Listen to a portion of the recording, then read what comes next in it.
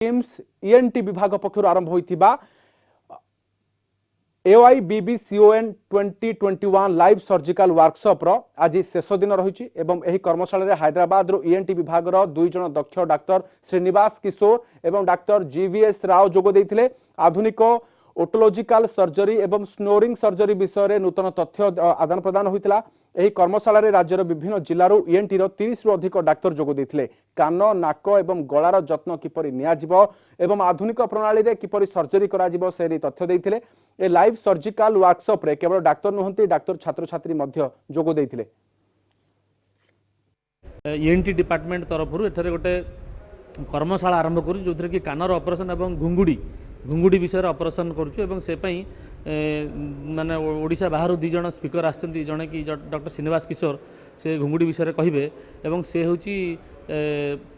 आम घुंगुड़ी विषय ऑपरेशन करूँ तार विभिन्न उपचार करूँ कान ऑपरेशन कान पूज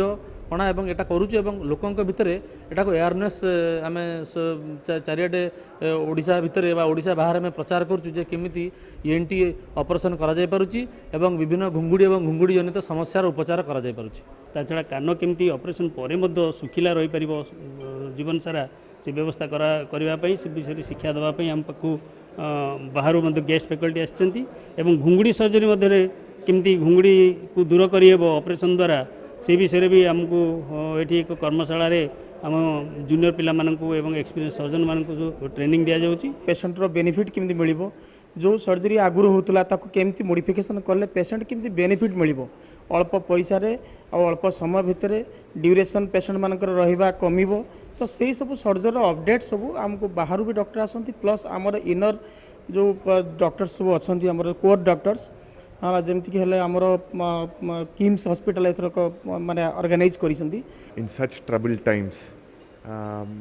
the most important thing is by doing this we are actually helping and nurture our postgraduates, teaching these the whatever knowledge that we know, improving the science, sending it through our generations.